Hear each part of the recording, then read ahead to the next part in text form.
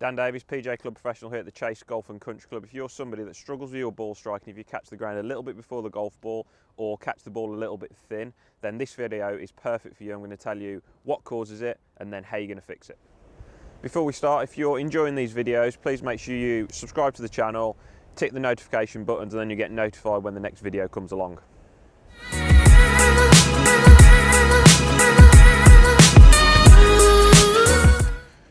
First of all, we need to understand why it's happening. Okay, so why are you catching it fat? Why are you catching it thin?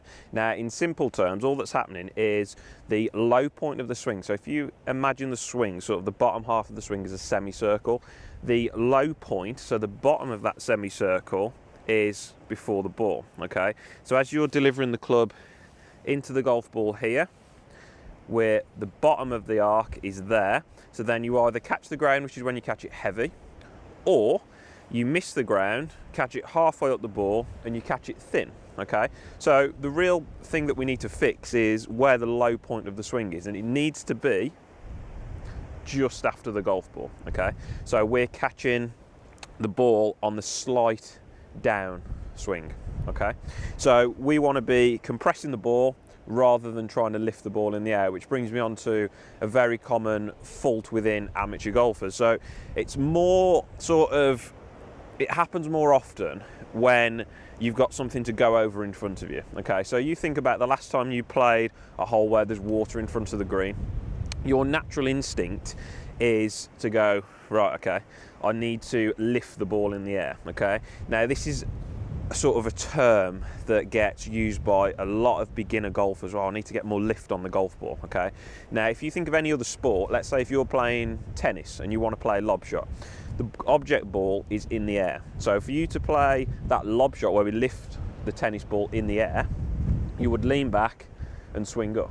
Okay, which is absolutely fine in tennis. I'm not a tennis expert, so I'm just guessing there, but absolutely fine in tennis because the object is in the air. Okay, the golf ball is on the ground, so we can't. So this is the sort of the main problem that amateur golfers have. They take the club back and think, right, okay, I've got to lift the ball in the air. They lean back, swing up, low points back here. They either top it, thin it, catch it heavy. A lot of golfers tend to hit the golf ball quite high with their irons, and this is one of the reasons as well. So why do you catch it fat, catch it thin? It's all about the low point of the swing being before the golf ball.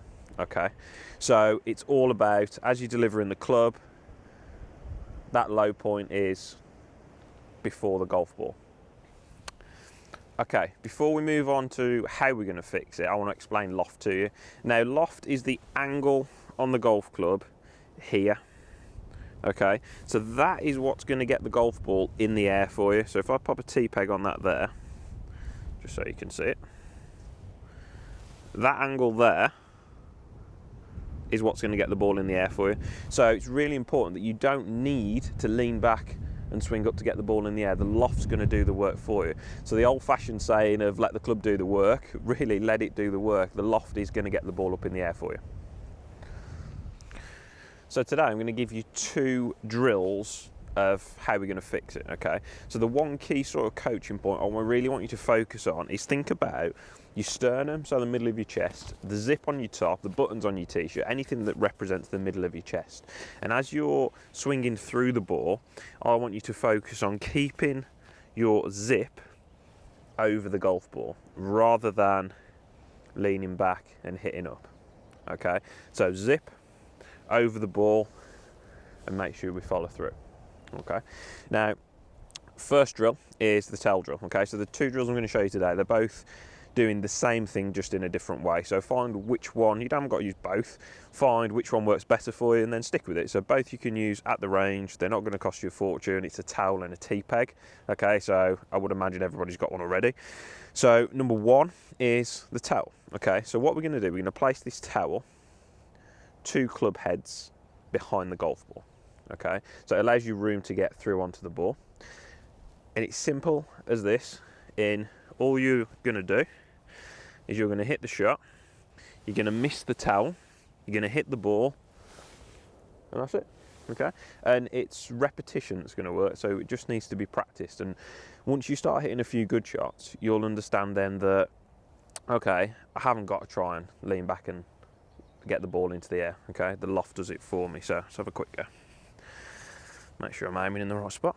So all I'm thinking is miss the towel, hit the ball.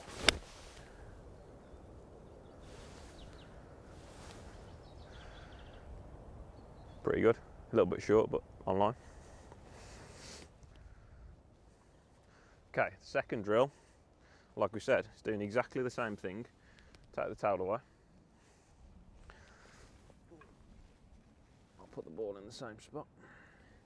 And all you're going to do is you're going to put the T-peg, one club head, in front of the ball, but not directly up like that. You're going to angle it in, just like that. So it's sticking up about an inch out of the ground. Your job is, rather than miss the towel, hit the T-peg. Go on, say it. One. Okay, let's have a quick go at this. So I'm hitting the ball and then following through into the T-peg. Sternum is nice and over the ball. That one's on line as well. A little short as well, so I reckon I've just got the wrong club.